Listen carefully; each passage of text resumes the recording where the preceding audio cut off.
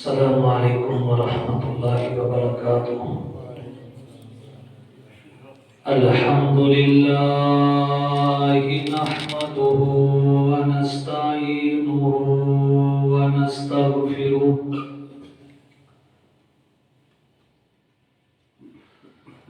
ونؤمن به ونتوكل عليه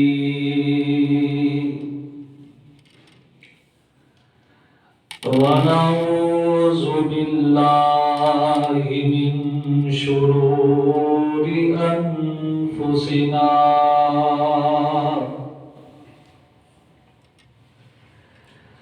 ومن سيئات أعمالنا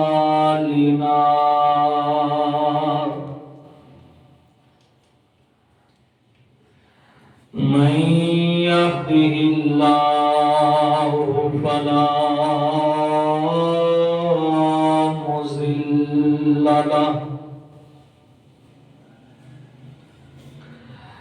ومن يضلله فلا هادي له وأشهد أن لا إله إلا الله وحده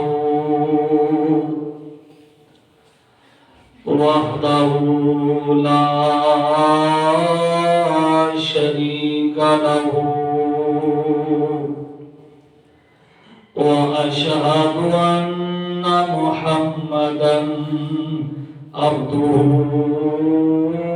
ورسوله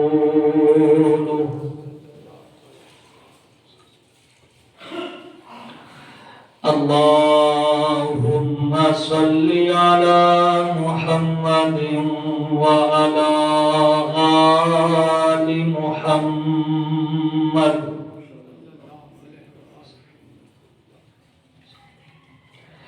كما صليت على إبراهيم وعلى آل إبراهيم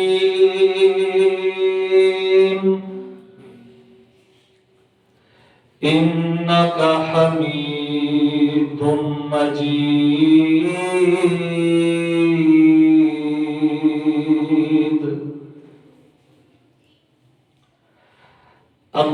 اللهم بارك على محمد وعلى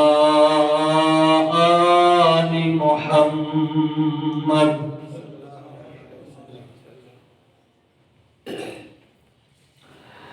كما باركت على إبراهيم وعلى آل إبراهيم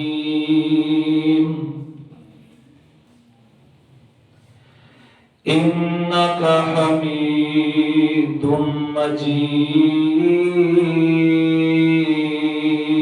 مجيد أما بعد فإن خير الحديث كتاب الله وخير الهدي هدي محمد صلى الله عليه وآله وسلم وشر الأمور محدثاتها وكل محدثة بدعة وكل بدعة ضلالة وكل ضلالة في النار.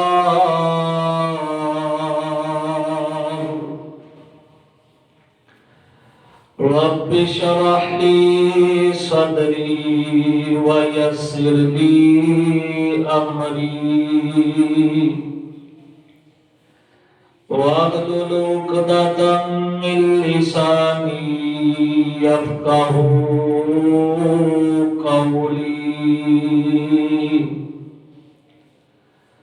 رب زدني زدني علما رب زدني علما رب زدني فهما رب أوزعني أن أشكر نعمتك التي أنعمت علي وعلى والدي وأن أعمل صالحا ترضاه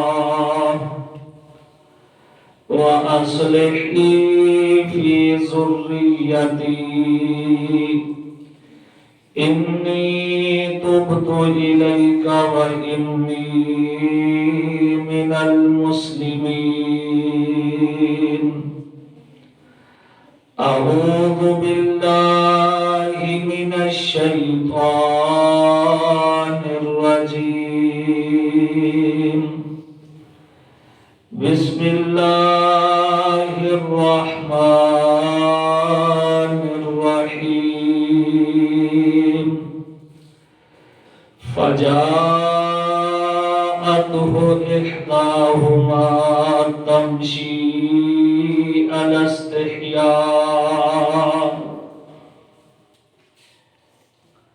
اللہ تبارک و تعالی احکم الحاکمین رب العالمین کی حمد و ثنا کے بعد بے شمار درود و سلام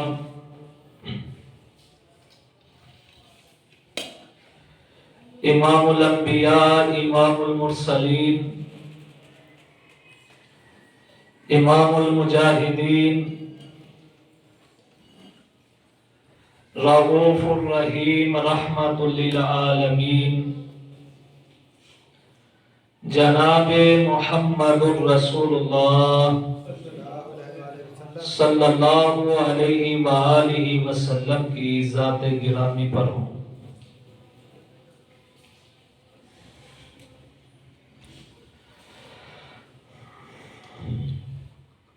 مومن جو ہے وہ حیادار ہوتا ہے.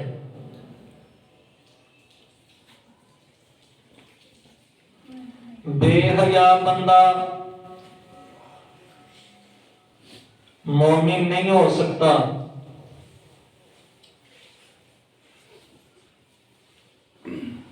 رسول اللہ صلی اللہ علیہ وآلہ وسلم نے ارشاد فرمایا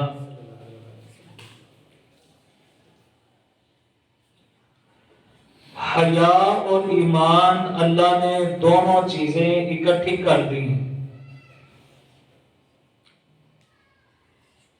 ان دونوں میں سے کوئی بھی چیز اگر ختم ہو جاتی ہے تو دوسری چیز بھی اٹھا لی جاتی ہے.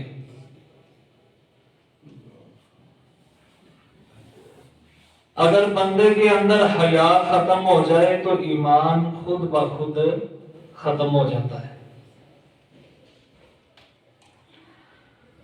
اور اگر ایمان نہیں تو پھر ایسے بندے کے اندر حیا بھی نہیں ہو سکتی. حضرات ایک حیا ہی وہ چیز ہے جس کی وجہ سے بندہ والدین کا احترام کرتا ہے. حیا ہی وہ چیز ہے جس کے ساتھ بندہ بہن کی عزت کرتا ہے. حیا ہی وہ چیز ہے جس کے ساتھ بندہ بیٹی کے ساتھ محبت والا رشتہ رکھتا ہے. حیا ہی وہ چیز ہے جس کے ساتھ بندہ پھپھو اور خالہ کا احترام کرتا ہے.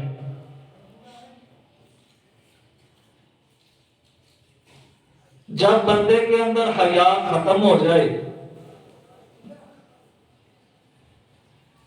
پھر کوئی بھی رشتہ ہو پھر بندہ اس کا ادب اور احترام نہیں کرتا. آپ یورپ کے حالات دیکھ لیں،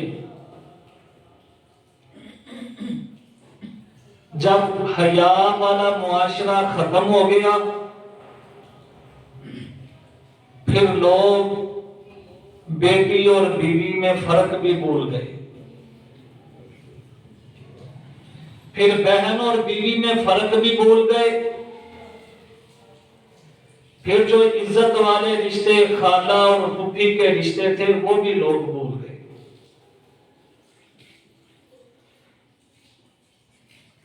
کوئی بھی معاشرہ اس وقت تک مہذب نہیں ہو سکتا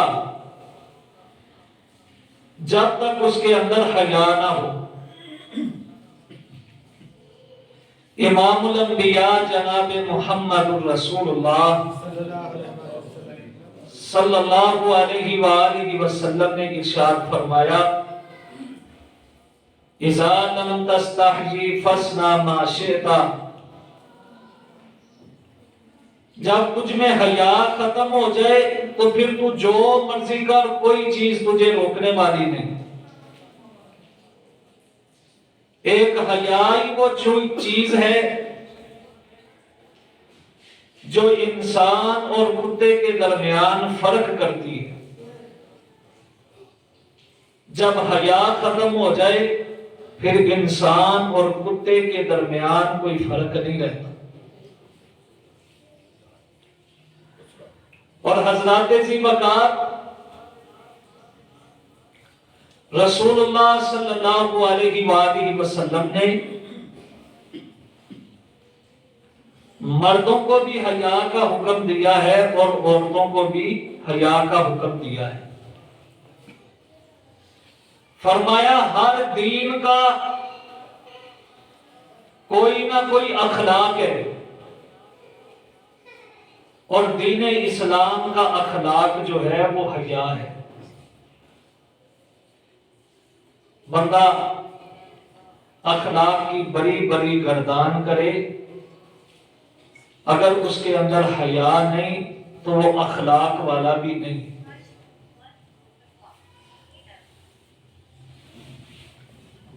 اخلاق دین اسلام کا حیا ہے، اور قربان جاؤں دین اسلام نے جگہ جگہ پر اخلاق کی تربیت کی ہے اور اخلاق کی تعلیم دی ہے۔ اخلاق دین اسلام کا حیا۔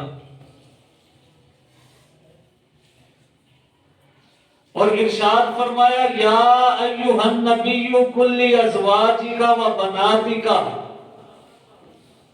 وَنِسَاءِ الْمُؤْمِنِينَ يُدْنِينَ عَلَيْهِنَّ مِنْ جَلَابِيبِهِنَّ، کہ میرے نبی اپنی بیویوں کو کہہ دیجئے، اپنی بیٹیوں کو کہہ دیجئے، اور عام ایمان والی عورتوں کو کہہ دیجئے کہ جب وہ گھر سے نکلیں تو بڑی بڑی چادریں جو ہیں وہ اوڑھ کے نکلیں۔ آج لوگ کیا کہتے ہیں؟ پردہ صرف نظر کا ہے، آنکھ میں حیا ہونی چاہیے۔ جب یہ آیت اتری تھی تو کائنات کے سب سے حیادار افراد موجود تھے، ان سے بڑھ کے حیا والا کوئی نہیں تھا۔ مرد بھی حیا والے تھے، عورتیں بھی حیا والی تھی۔ جن کی حیا کی گواہی عرش والا خدا دیتا ہے کہ وہ سارے کے سارے کون تھے؟ پاک دامن اور حیا والے تھے۔ لیکن جب آیت اتری تو ان حیا والے مردوں سے حیا والی عورتوں نے پردہ شروع کر دیا۔ انہوں نے یہ نہیں کہا کہ نظر میں حیا ہوتی ہے، پردہ نظر میں ہوتا ہے۔ حضرات ذی وقار پھر کیفیت یہ تھی کہ عورت زمین پہ چلتی تھی تو اس کی کوشش یہ ہوتی تھی کہ اس کے پاؤں کے نشانات بھی غیر محرم نہ دیکھیں، اس کے جوتے کے نشانات بھی غیر محرم نہ دیکھیں، چہرہ تو دور کی بات، جو اپنے پاؤں کا پردہ کرتی تھی اور جو اپنے جوتے کے نشانات کا پردہ کرتی تھی، وہ کیسے اپنے چہرے کو ننگا چھوڑ سکتی تھی؟ وہ اپنے چہرے کا بھی پردہ کرتی تھی اور اپنے پورے جسم کو بھی بڑی بڑی چادروں سے اوڑھ کے رکھتی تھی۔ یہ تھا وہ معاشرہ جس کی بنیاد رسول اللہ صلی اللہ علیہ وآلہ وسلم نے رکھی، اور وہ حیا والا معاشرہ تھا۔ ایک عورت آتی، آگے عرض کرتی ہے اللہ کے نبی، میری چادر بہت بڑی ہے، میں راستے میں گزرتی ہوں تو گندا پانی جو ہے، گندی زمین جو ہے وہ میرے کپڑے کو لگ جاتی ہے، اگر آپ اجازت دیں تو میں اپنی چادر چھوٹی کر لوں۔ اب رحمت کائنات صلی اللہ علیہ وآلہ وسلم نے کیا ارشاد فرمایا؟ فرمایا تجھے اجازت نہیں ہے۔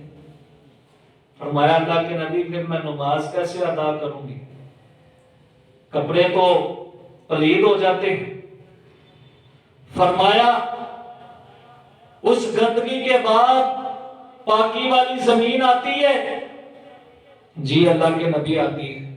فرمایا جب اس پاکی والی زمین پہ تیرا کپڑا لگے گا تو تیرا کپڑا پاک ہو جائے گا، اسی میں نماز ادا کر لینا، اللہ تیری نماز کو قبول کر لے گا۔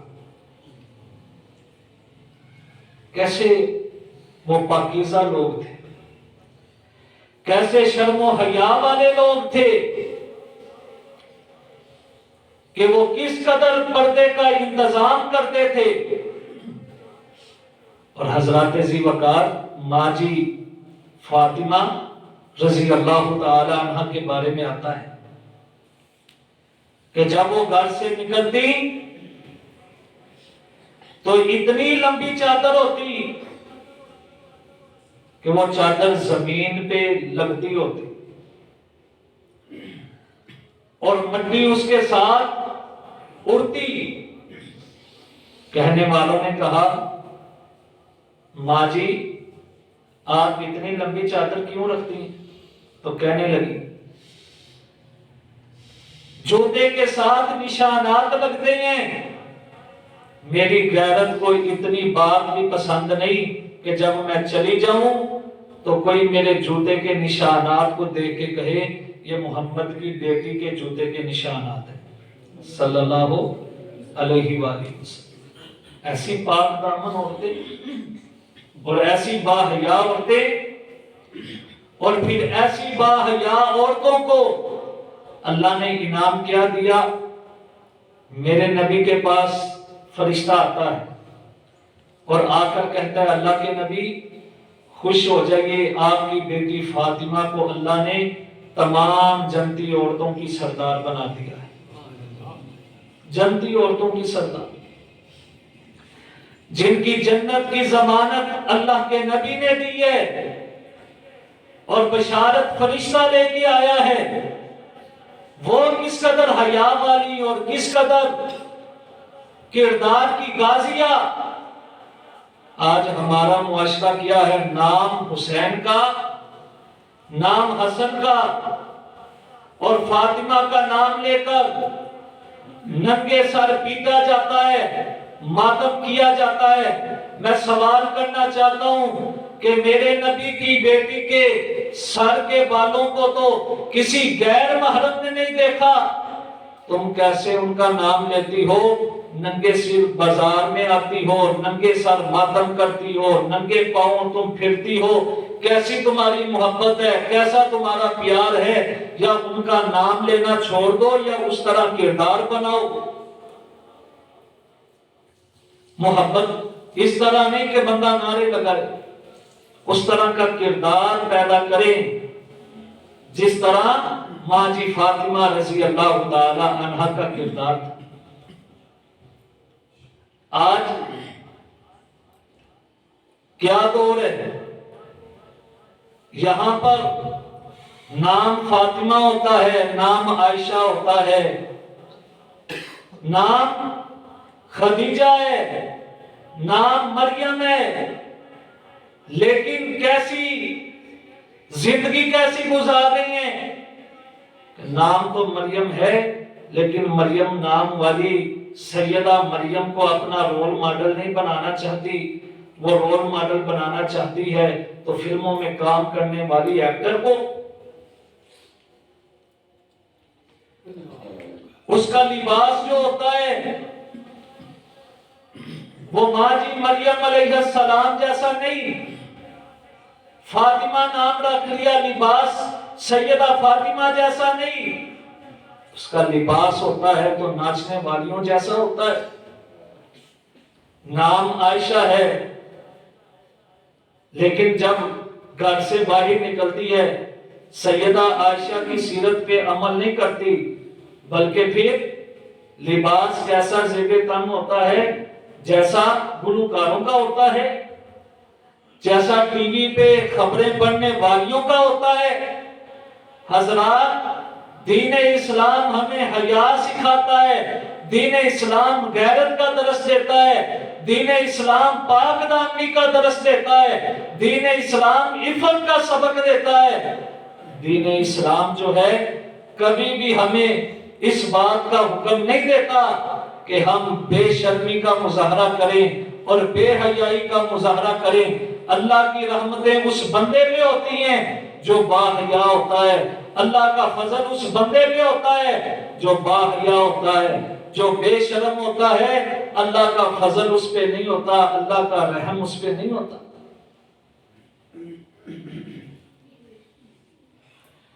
حضرات آگے سنیے گا، ماں جی عائشہ رضی اللہ تعالیٰ عنہ اللہ سے دعا کیا کرتی تھی، اللہ انصار کی عورتوں پہ رحم فرما۔ اکثر دعائیں کرتی ہیں۔ ایک دن کسی نے پوچھ لیا کہ آپ کیوں انصار کی عورتوں کے لیے اتنی دعا کرتے ہیں؟ تو ماں جی فرماتی ہیں جب یہ آیت اتری یا ایھا النبی کل ازواجک و بناتک و نساء المؤمنین، اے میرے نبی اپنی بیویوں کو، اپنی بیٹیوں کو، اپنی عام مسلمان عورتوں کو اس بات کا حکم دیں کہ وہ بڑی بڑی چادریں لے کر گھروں سے باہر نکلیں۔ یہ آیت اس وقت اتری جب عشاء کی نماز پڑھ کے چند انصاری صحابہ صرف رسول اللہ صلی اللہ علیہ وآلہ وسلم کے پاس بیٹھے تھے۔ اب جب انہوں نے پیغام سنا، انہوں نے گھر جا کے بتایا تو انصار کی عورتیں جو ہیں وہ ساری رات نہیں سوئی۔ کس وجہ سے نہیں سوئی؟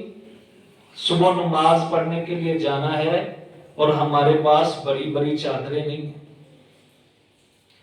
اگر ہم شریعت پہ عمل نہیں کریں گے، قرآن کی آیت پہ عمل نہیں کریں گے، ہم تک پہنچ چکی ہے، کہیں ہم گناہگار نہ ہو جائیں، مجرم نہ بن جائیں اللہ کے۔ اب انہوں نے کیا کیا؟ ساری رات دیوں کو جلایا اور ان کی روشنی میں کپڑوں کے چھوٹے چھوٹے ٹکڑے سلائی کیے اور بڑی بڑی چادریں بنائیں، اور صبح جب فجر کی نماز پڑھنے کے لیے گئیں تو بڑی بڑی چادریں اوڑھ کے گئیں۔ تو ماں جی عائشہ رضی اللہ تعالی عنہا اس لیے ان کے لیے اکثر دعا کیا کرتی کہ اللہ انصار کی عورتوں پہ رحم فرما۔ یہ تھی وہ عورتیں جب چلتی تھی تو اللہ رب العالمین ان کے چلنے کا قرآن بناتے تھے۔ یہ وہ عورتیں تھیں کہ قیامت والے دن جنت کے 8 دروازے پکار پکار کے کہیں گے ہم میں سے گزر جا، ہم میں سے گزر جا۔ رسول اللہ صلی اللہ علیہ وآلہ وسلم نے ارشاد فرمایا، جو عورت 5 وقت کی نماز پڑھے، رمضان کے روزے رکھے، خاوند کی اطاعت و فرما برداری کرے اور اس کی عزت کی حفاظت کرے، عزت کو نیلام نہ کرے بلکہ حفاظت کرے، فرمایا اللہ رب العالمین ایسی عورت کے لیے جنت کے 8 دروازے کھول دیتا ہے، جس میں سے چاہے وہ داخل ہو جائے۔ یہ عورتوں کی شان اللہ کے نبی جناب محمد رسول اللہ صلی اللہ علیہ وآلہ وسلم نے بیان کی۔ اور حضرات، پاک دامنی ایک ایسا عمل ہے کہ بندہ سوچتا ہے کہ اس کے نام پہ کوئی دبا نہ لگے، اس کو جو اللہ نے عزت دی ہے وہ خراب مت ہو، اور جو اللہ نے عزت دی ہے وہ قائم رہے، نہ میرے باپ دادا کا نام خراب ہو، نہ میرے عزیز و اقارب میں میری بدنامی ہو، نہ میں اپنے یاروں دوستوں میں شرم کے ساتھ چلوں۔ یہ ایک پاک دامنی ہے، یہ ایک شرم اور حیا ہے جو انسان کو غلط کام کرنے سے روکتی ہے۔ آپ دیکھیں حضرت یوسف علیہ السلام اللہ کے برگزیدہ نبی ہیں، اور حسن اتنا، نبی پاک صلی اللہ علیہ وآلہ وسلم معراج پہ گئے، جا کے حضرت یوسف علیہ السلام سے ملاقات ہوئی، فرمانے لگے اللہ نے یوسف کو اتنا خوبصورت بنایا ہے کہ میں یہ بات کہتا ہوں کہ ساری کائنات کا حسن اللہ نے 2 حصوں میں تقسیم کیا ہے، آدھا حصہ پورے کا پورا حضرت یوسف علیہ السلام کو عطا کر دیا ہے، ساری دنیا کو ایک حصہ، اور ایک حصہ جو ہے وہ سارے کا سارا حضرت یوسف علیہ السلام۔ اس قدر حسین و جمیل بھی تھے، لیکن شرم اور حیا والے بھی تھے، پاک دامن تھے۔ کیا ہوا؟ واقعات آپ سنتے رہتے، عورت نے آپ کو اپنی طرف مائل کرنا چاہا، دروازوں کو بند کر دیا، اور جب گناہ کا ارادہ کیا، حضرت یوسف علیہ السلام دروازوں کی طرف دوڑے، اب دروازے بند ہیں، اللہ سے کہا اللہ میں خیانت نہیں کر سکتا، لیکن دروازے بند ہیں، دروازوں کا کیا بنے گا؟ اللہ رب العالمین نے فرمایا میرے بندے یوسف، بھاگنا تیرا کام ہے، بس سبق الباب، دونوں دروازے کی طرف بھاگے، یوسف بھی بھاگے، عورت بھی بھاگی، دروازوں پہ تالے ہیں، دروازے لگے ہوئے، فرمایا یوسف تیرا کام دروازوں کی طرف بھاگ کے جانا ہے، دروازے کھول دینا عرش والے خدا کا کام ہے۔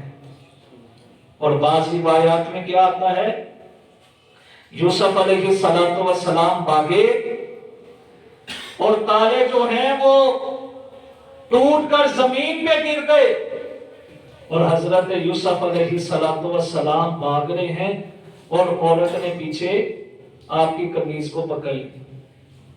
اور یہاں پہ ایک بات یاد رکھیں، بعض لوگوں نے قصے بنائے ہیں کہ جناب اس عورت کا نام زلیخا ہے، اور پھر اس قدر من گڑت روایات بنائی ہوئی ہیں کہ حضرت یوسف علیہ السلام اور زلیخا کا جو واقعہ ہے اس کو مشہور کیا ہے، ہمارے تو بسوں میں بکتا ہوتا تھا زلیخا اور یوسف کا واقعہ، حالانکہ اس عورت کا نام زلیخا نہ قرآن نے بتایا ہے نہ نبی پاک نے بتایا ہے۔ بس قرآن میں یہی آیا ہے کہ وہ عورت جو رسول اللہ حضرت یوسف علیہ السلام پہ فریفتہ ہو گئی تھی اور آپ کو اپنی طرف مائل کرنا چاہتی تھی، اس کا نام نہیں پتا. تو حضرت یوسف علیہ السلام کی اس نے قمیض پیچھے سے پکڑی، قمیض پھٹ گئی. اب عزیز مصر جو ہے وہ فیصلہ کرنا چاہتا تھا کہ قصور کس کا ہے. ایک سمجھدار آدمی کہنے لگا اگر قمیض یوسف کی آگے سے پھٹی ہے پھر عورت سچی ہے اور یوسف جھوٹا ہے، اور اگر قمیض پیچھے سے پھٹی ہے پھر یوسف سچا ہے، عورت جھوٹی ہے. اللہ رب العالمین نے حضرت یوسف علیہ السلام کی عزت کا دفاع کیا، اور عزیز مصر کو پتا چل گیا کہ یہ چال جو تھی یہ عورت کی تھی، لیکن پھر بھی عورت جو ہے وہ اپنی چالوں سے مرد کو اپنا بنا ہی لیتی ہے. عزیز مصر کو اس نے اپنی طرف اور اپنی باتوں کی طرف مائل کر لیا. اب پورے شہر میں یہ بات مشہور ہو گئی کہ عزیز مصر کی جو بیوی ہے وہ ایک معمولی غلام پہ فریفتہ ہو گئی ہے. اب اس عورت نے کیا کیا؟ اس عورت نے اپنے گھر عورتوں کی دعوت کی، عورتوں کی دعوت کی. کہا میں جس پہ فریفتہ ہوئی ہوں، میں جس پہ دل ہار بیٹھی ہوں، ایک دفعہ تم بھی تو ان کو دیکھو. اب اس نے کیا کیا؟ پھل جو ہیں ان کے آگے لگوا دی، دسترخوان لگا دیا، اس پہ پھل پڑے اور چھڑیاں بھی پکڑا دی. اب حضرت یوسف علیہ السلام کو ان کے پاس سے گزارا گیا. اللہ کے نبی اتنے حسین، اتنے جمیل کہ عورتوں نے پھل کاٹنے کی بجائے اپنی انگلیاں ہی کاٹ لی. اب پہلے ایک عورت پیچھے پڑی تھی، اب کئی عورتیں پیچھے پڑ گئی. اب ساری عورتوں کی نظریں حضرت یوسف علیہ السلام. اب عورت کہنے لگی عزیز مصر کی بیوی اگر یوسف نے میری خواہش کو پورا نہ کیا لا یسجنن، میں اس کو ضرور جیل میں ڈال دوں گی. اب یوسف کے لیے دو راستے، ایک راستہ قید کا، ایک راستہ جیل میں جانے کا، اور دوسرا راستہ کیا ہے؟ اپنی پاک دامنی کو بچا کے رکھنا. اب یوسف علیہ السلام نے کیا پسند کیا؟ کہا رب السجن احب الی مما تدعوننی. اللہ تیرے نبی کو گناہ پسند نہیں، تیرے نبی کو بے حیائی پسند نہیں. اللہ تیرے نبی کو جیل پسند ہے، مجھے جیل میں جانا پسند ہے، لیکن میں بے حیائی کر سکتا نہیں، میں گناہ نہیں کر سکتا. اللہ اکبر. یہ یوسف تھے کہ جنہوں نے 10 سال قید کاٹی. کس کے لیے؟ پاک دامنی کے لیے. کس کے لیے؟ شرم و حیا کے لیے، کہ اللہ سے شرم کھائی کہ اللہ تیرا نبی یہ گناہ نہیں کر سکتا. اور ساتھ کہا کہ اللہ تو نہیں مجھے بچانا ہے، اگر تو نہ بچانے بھی آئے تو کوئی نہیں بچا سکتا. اللہ مدد بھی تجھ سے مانگتا ہوں، بچانا بھی تو نہیں ہے. اور تیرا نبی جیل کو پسند کرتا ہے، عورتوں کی دعوت کو پسند کرتا نہیں. 10 سال قید کاٹے. اور ایک اللہ کے نبی ہیں، نام کیا ہے؟ حضرت موسیٰ علیہ السلام. وَكَلَّمَ اللَّهُ مُوسَىٰ تَكْلِيمًا. اللہ سے کلام کرنے والے مصر سے نکلے، مدین کے کنویں پر پہنچ گئے، اور وہاں پہ کیا دیکھتے ہیں کہ 2 عورتیں جوان اپنے مویشی لے کے سائڈ پہ کھڑی ہیں، پانی نہیں پلا رہی، آگے بڑے پانی پلا دیا، اور جب پانی پلایا حضرت شعیب، بعض کہتے ہیں یہ اللہ کے نبی تھے، بعض کہتے ہیں اللہ کے نبی نہیں، نیک انسان تھے، حضرت ذی وقار جو بھی تھے اللہ کو معلوم ہے، لیکن زیادہ مفسرین کا رجحان نیک بندے کی طرف گیا ہے، اللہ کے نبی کی طرف نہیں گیا۔ حضرات جب گھر پہنچی، شعیب کہتے ہیں بیٹیوں آج جلدی ہی آ گئے ہو، کیا وجہ ہے؟ تو کہنے لگی کہ آج ایک نوجوان جو جسم کا مضبوط تھا، طاقتور تھا، اس نے ہمارے مویشیوں کو پانی پلا دیا ہے، ہماری بکریوں کو پانی پلا دیا ہے۔ بکریاں جو تھی وہ پہلے سے زیادہ سیر تھی، ان کا وجود نظر آ رہا تھا کہ آج ان کو بھوک نہیں ہے، بلکہ آج وہ پیاس بھی ختم کر کے آئی ہیں، بھوک بھی ختم کر کے آئی ہیں۔ یہ ہے ایک غیرت مند باپ کی نشانی کہ جب بیٹیاں گھر جلدی آ گئی تو پوچھا آج کیوں جلدی آ گئی، آج کیوں جلدی آ گئی ہو؟ کہا نوجوان، اور حضرت موسیٰ علیہ السلام بھوکے، اور وہاں پہ کیا دعا کر رہے ہیں، ربی انی لما انزلت الی من خیر فقیر، اللہ میں فقیر ہوں، خیر تو نے ہی ڈالنی ہے، تیری خیر کا میں فقیر۔ اور اللہ نے کہا موسیٰ تو نے روٹی مانگی ہے، میں تجھے روٹیاں پکانے والی بھی دوں گا۔ اور پھر دونوں بہنیں کہنے لگی اپنے باپ، ابا جان وہ نوجوان ہے، نیک تھا، آپ ایسا کریں کہ آپ اس کو اپنے پاس نوکری پہ رکھ لیں، ملازمت پہ رکھ لیں۔ تو حضرت شعیب نے ایک بیٹی کو بھیجا، جا اسے بلا کے لا، اور پھر وہ اکیلی بیٹی آئی، کس انداز میں آئی؟ قرآن کہتا ہے فجاءت احداہما تمشی علی استحیاء، دونوں میں سے ایک بیٹی حضرت شعیب کی آئی تو کس عالم میں آئی؟ فرمایا حیا کے عالم میں آئی، حیا کی چادر اوڑھ کر آئی، اس کے چلنے کی، اس کی جو چال تھی اللہ کو اتنی پسند آئی کہ اس کی چال ہی اپنے نبی پہ قرآن بنا کے نازل کر دیا، فجاءت احداہما تمشی علی استحیاء، اور آ کر کہا آپ کو میرے ابا جان جو ہیں وہ اجر دینا چاہتے ہیں، مزدوری دینا چاہتے ہیں، آپ نے جو ہمارے ساتھ نیکی کی ہے اس کا اجر دینا چاہتے ہیں۔ دیکھیے حضرت موسیٰ علیہ السلام بھی جب گئے، شعیب علیہ السلام کہنے لگے، واقعہ بہت لمبا مختصر بیان کرتا ہوں، کہنے لگے میں اپنی بیٹی کا تیرے ساتھ نکاح کر دیتا ہوں، ایک بیٹی کا، دونوں میں سے ایک بیٹی کا، کس شرط پر کہ تو میرے پاس 8 سال رہے گا یا تو 10 سال ہماری خدمت کرے گا۔ آپ دیکھیں کس قدر حیا والے باپ کہ اگر میں اس کو اپنے پاس مزدوری پہ رکھوں گا، ملازمت پر رکھوں گا تو یہ بھی جوان ہے، میری بیٹیاں بھی جوان ہیں، میں کیسے ایک غیر محرم کو اپنی جوان بیٹیوں کے ساتھ رکھ سکتا ہوں؟ کہا اس کا حل کیا ہے کہ میں اپنی ایک بیٹی کے ساتھ اس کا نکاح کر دوں۔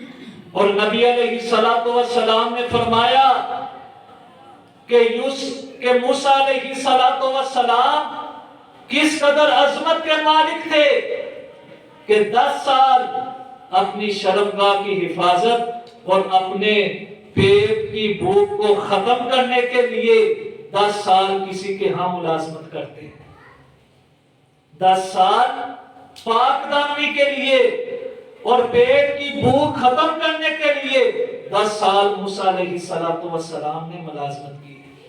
ادھر ایک نبی 10 سال پاک دامنی کے لیے قید کاٹی ہے، اور ادھر ایک نبی ہے جس نے 10 سال خدمت کا حق مہر ادا کیا ہے نکاح کے لیے۔ تو دین اسلام ہمیں حیا کا درس دیتا ہے، دین اسلام پاک دامنی کا درس دیتا ہے۔ جس بندے کے اندر حیا نہیں اس کے اندر ایمان نہیں۔ اور دیکھیں اس واقعے سے، حضرت موسیٰ علیہ السلام کے واقعے سے ایک بات ہمیں اور بھی سمجھ میں آتی ہے۔ لوگ واقعے بیان کرتے ہیں لیکن مسائل اندر سے بیان نہیں کرتے۔ ایک مسئلہ یہ بھی بیان ہوتا ہے کہ اگر بیٹی کا باپ خود کسی کو شادی کے لیے کہہ دے کہ تم میری بیٹی سے شادی کر لے تو اس میں حرج والی بات نہیں۔ حضرت شعیب نے حضرت موسیٰ سے خود کہا۔ لیکن آج کیا ہے؟ آج بیٹیوں والے اس لیے نکاح سے دور ہیں، ہم نے کسی کو کہہ دیا تو معاشرے میں ہماری عزت کیا ہوگی کہ یہ بیٹی والا ہو کے رشتہ مانگ رہے۔ اور بیٹے والے وہ حضرات دیکھتے ہیں، مال و متاع دیکھتے ہیں، وہ دیکھتے ہیں کہ بیٹی والوں کے پاس مال کتنا ہے، دولت کتنی ہے۔ نتیجہ کیا نکلتا ہے کہ بیٹیاں جو ہیں ان کے کالے بال جو ہیں وہ سفید ہو جاتے ہیں لیکن کوئی رشتہ کرنے والا نہیں۔ باپ جو ہے بیٹیوں کا وہ معاشرے کے ڈر سے چھپ بیٹھا ہے، اور لڑکے والے جو ہیں وہ لالچ میں بیٹھے ہوئے۔ حالانکہ دیکھیں حضرت عمر رضی اللہ تعالیٰ عنہ ہے نا، صحیح بخاری میں حضرت عمر رضی اللہ تعالیٰ عنہ آپ کی بیٹی حفصہ ہیں، ان کی شادی ایک صحابی سے ہوئی تھی، بدر کے میدان میں وہ شہید ہو گئے۔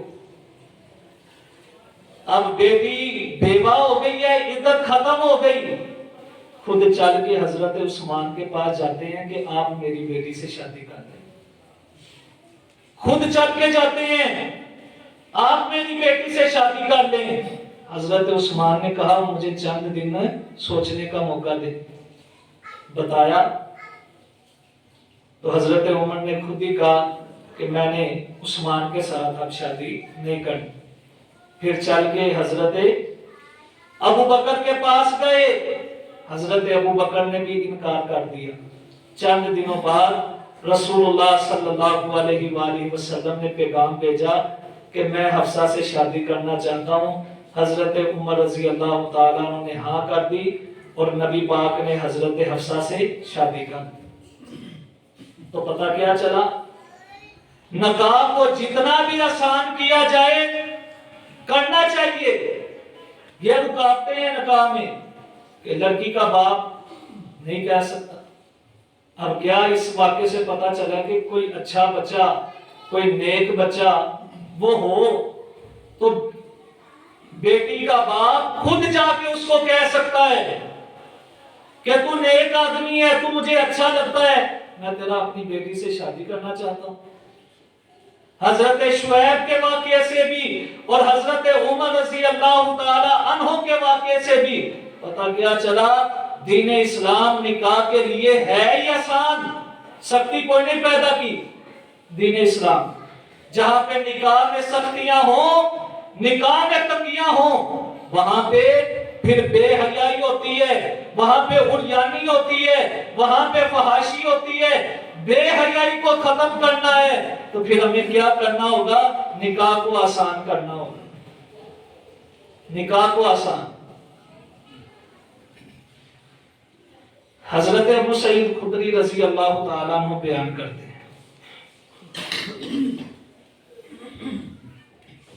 بنی اسرائیل کی 3 عورتیں تھیں۔ رسول اللہ صلی اللہ علیہ وآلہ وسلم نے فرمایا 2 دراز قد، صحیح مسلم میں روایت ہے، کسے کہانیاں نہیں پڑھ رہا، صحیح مسلم پڑھ رہا۔ 2 عورتیں دراز قد اور ایک عورت کا قد جو تھا وہ چھوٹا تھا۔ اب وہ عورت جب ان 2 عورتوں کے درمیان چلتی تو کوئی اسے دیکھتا بھی نہ۔ اب اس کے ذہن میں خیال آیا کہ میں جوتا بڑا بنوا لیتی۔ اس نے اپنے جوتے کے نیچے لکڑی لگوا دی، جیسے ہم ہیل لگواتے ہیں لوہے کی یا شیشے کی، اس نے لکڑی کی ہیل لگوا دی، اور اس نے ایک انگوٹھی بنوائی اور اس انگوٹھی میں ڈھکن لگوایا۔ جب مردوں کے پاس گزرتی اس ڈھکن کو کھول دیتی، خوشبو بکھر جاتی اور سارے مرد جو ہیں اس کی طرف مائل ہو جاتے۔ اب اس کا قد بھی لمبا ہو جاتا، اصل میں قد چھوٹا، لیکن جوتا بڑا پہننے کی وجہ سے کیا ہوتا، قد اس کا لمبا معلوم ہوتا، تو مردوں کی نظریں بھی اس کی طرف پڑتی۔ اب سنیے، سیدہ عائشہ رضی اللہ تعالیٰ عنہ بیان کرتی کہ بنی اسرائیل کی عورتیں بڑی بڑی لکڑیاں لگواتی تھی اپنی جوتوں کے نیچے، کس لیے؟ مردوں کو مائل کرنے کے لیے، مردوں کو مائل کرنے کے لیے۔ مسجد میں جاتی اور جا کر مردوں کو مائل کرتی۔ اب ایک تیسری حدیث کے الفاظ سننا، صحابی بیان کرتے ہیں کسی عورت کا دوست مسجد میں ہوتا، وہ اس کو دیکھنے کے لیے بڑا جوتا پہن کے جاتی تاکہ وہ میری طرف دیکھ لے، مائل ہو جائے۔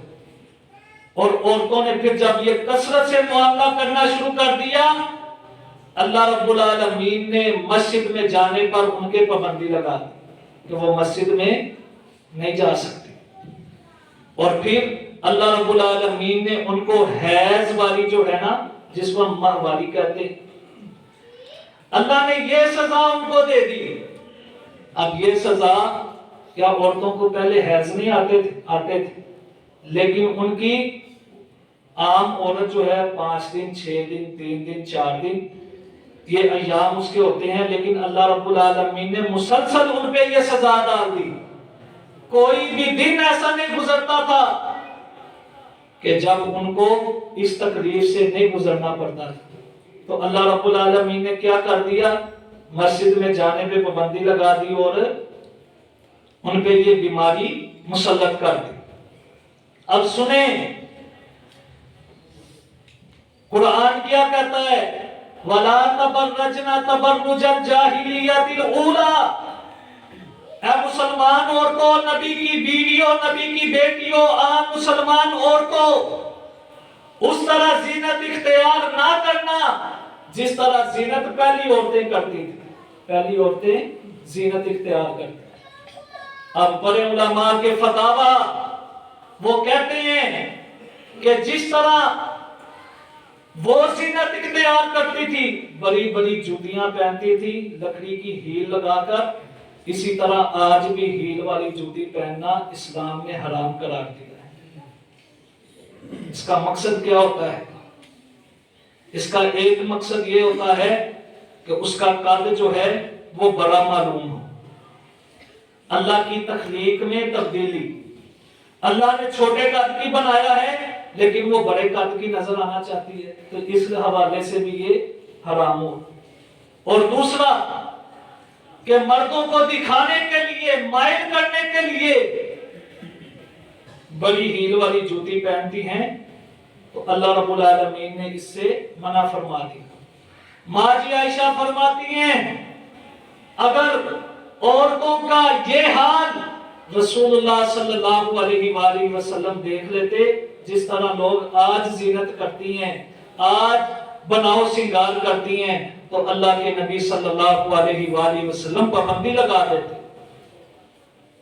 اب آپ یہ تو شرعی اعتبار سے ہو گیا نا، ڈاکٹری اعتبار سے آپ پڑھیں تو آپ کو یہ بات سمجھ میں آئے گی، جب عورت بڑی ہیل والی جوتا پہنتی ہے نا تو اس کے ساتھ اس کے پٹھے جو ہیں وہ کمزور ہو جاتے ہیں۔ ڈاکٹروں نے کئی زیادہ اس کی وجوہات بتائی ہیں کہ اس کے نقصانات کیا ہیں جب عورت بڑی ہیل والی جوتی پہنتی ہے۔ تو ڈاکٹری اعتبار سے بھی یہ ٹھیک نہیں ہے، اور شرعی اعتبار سے بھی بڑی ہیل والی جوتی پہننا ٹھیک نہیں ہے۔ فرمایا وَلَا تَبَرَّجْنَ تَبَرُّجَ الْجَاهِلِيَّةِ الْأُولَىٰ، اسلام نے ہر اس کام سے منع کیا ہے کہ جس سے حیا میں نقص آئے، حیا میں کمی آئے، بلکہ حیا کا درس دیا ہے دین اسلام نے تاکہ کسی باپ کو اپنی نگاہیں نیچی نہ کرنی پڑے، کسی بھائی کو عزت کی وجہ سے معاشرے میں بدنام نہ ہو کوئی بھائی۔ اس لیے دین اسلام نے کہا ہے کہ عورتیں جو ہیں وہ بھی حیا اختیار کریں اور مرد جو ہیں وہ بھی حیا اختیار کریں۔ حدیث کی کئی کتابوں میں روایت ہے، غزوہ احزاب کا وقت ہے، ایک بندے کی نئی شادی ہوئی ہے، وہ خندق کھودتا نبی پاک کے ساتھ، دوپہر کو اس نے چھٹی چاہی، کہا اللہ کے نبی مجھے چھٹی دے دے۔ اب چھٹی دی، اس نے اپنے تیروں کو ساتھ لے لیا، اپنے اسلحے کو بھی ساتھ لے لیا، گھر کی طرف گیا، گلی میں جا کر کیا دیکھتا ہے کہ اس کی جو بیوی ہے وہ دروازے پہ کھڑی ہے۔ اب وہاں پہ معیوب سمجھا جاتا تھا کہ بیوی صحابی رسول کی ہو اور دروازے پہ کھڑی ہو، عورتوں کو باہر آنا وہ اتنا اچھا نہیں سمجھتے تھے۔ اگر کوئی مجبوری کے تحت باہر آ رہی ہے، پردہ کر کے آ رہی ہے تو ٹھیک، لیکن وہاں پہ یہ رواج نہیں تھا دروازوں پہ کھڑا ہونے کا۔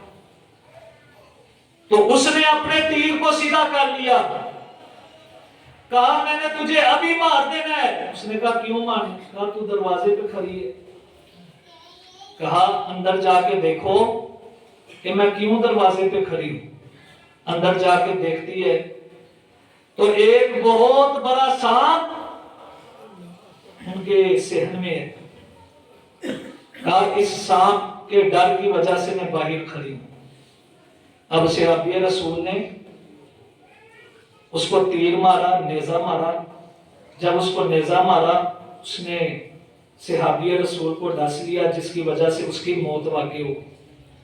اب جب لوگوں کو پتا چلا بڑے غمگین ہوئے، کہنے لگے اللہ کے نبی دعا کیجیے اللہ اس کو زندہ کر دے، اس کی ابھی نئی شادی ہوئی ہے، دعا کرے اللہ اسے زندہ کر دے۔ آپ نے فرمایا نہیں، اس کا وقت پورا ہو گیا تھا، یہ اپنا وقت گزار چکا ہے، اب ہم اس کے لیے صرف یہ دعا کریں گے کہ اللہ اس کو بخش دے، اللہ اس کے درجات بلند کرے۔ بیان کرنے کا مقصد کیا ہے کہ صحابی رسول کو اتنی بات بھی پسند نہیں تھی، وہ عورت کو مارنے لگ پڑا اور اس نے قتل کرنا چاہا اس وجہ سے کہ میری عورت جو ہے وہ باہر کیوں کھڑی۔